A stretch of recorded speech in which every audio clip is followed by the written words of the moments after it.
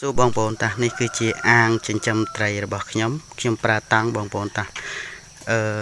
ញ្ចឹងយើងទៅមើលទាំងអស់គ្នាបាទនេះបងប្អូនពេលដែលឃើញយើងវាមកព្រូយកប្រហើយបាទឥឡូវសូឡាចកនេះចិត្តអស់ដែរហើយវាស៊ីតែឥឡូវយើងចាប់ផ្ដើមបាចចំណីទាំងអស់គ្នាបាទ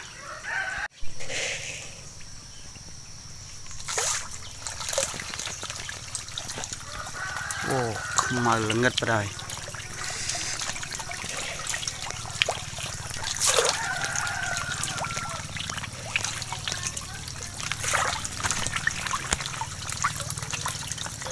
អូច្រើនណាស់បងប្អូនអើយច្រើនណាស់មករូយកប្រហើយតាំងមួយនេះជាវងពួកធំបាទវងពួកធំតាអញ្ចឹងយើងទៅមើលទាំងអស់គ្នាអូបងប្អូនឃើញវាលេងបាទខ្ញុំប្រើតង់ឯងបងប្អូនខ្ញុំប្រើតង់តាអញ្ចឹងជាមួយយើងបាចចំណីទាំងអស់គ្នា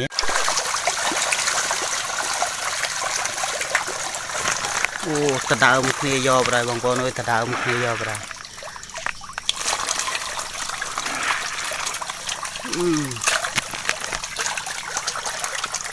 អូច្រើនណាស់បងប្អូនអើយច្រើនណាស់អាហ្នឹងវងពួកធំបងប្អូន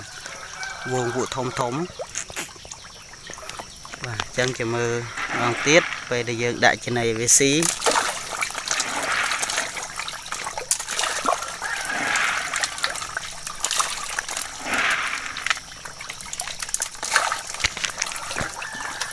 បាទកាមេរ៉ារៀងញ័រទេបងប្អូនដោយសារតែយើងកាន់នឹងដៃហើយយើងបោះចំណីបណ្ដា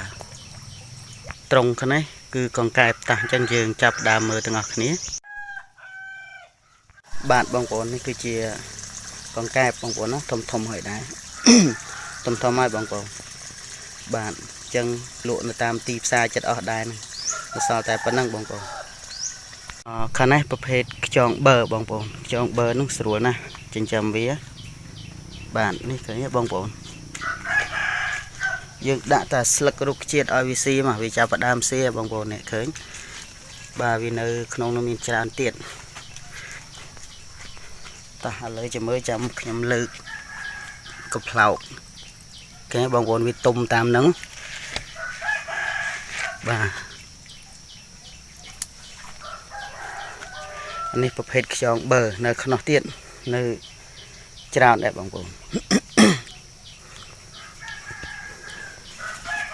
អានេះត្រង់មន់ជុលបងប្អូនតោះអញ្ចឹងយើងទៅមើលពូជមន់ជុលទាំងអស់គ្នាបាទអានេះមេពូជមន់ជុលឥឡូវចាប់ដើមក្រាបហើយបងប្អូនខាងនេះគឺបាទមន់ជុលមេអំបៅបាទនេះបងប្អូនបាទបងប្អូនខាងនេះគឺជាចកសូឡាយើងណាបងប្អូនបាទចកសូឡានេះគឺយើងសម្រាប់ឲ្យកង្កែបត្រីខ្យងវិស៊ីហើយនឹងខ្ពឹសអស់ផ្កងច្រឡំបាទឃើញថាកើតល្អបាទដួសឲ្យវិស៊ីទៅបងប្អូនបាទបងប្អូនពេញចិត្តក្នុងកសិកម្មចិញ្ចឹមត្រីចិញ្ចឹមកែបតង់លក្ខណៈគ្រួសារសូមជួយ share ហើយនិង follow page នេះមួយផងហើយនឹងជួយ subscribe ក្នុង channel YouTube របស់ខ្ញុំផងបាទអរគុណបាទ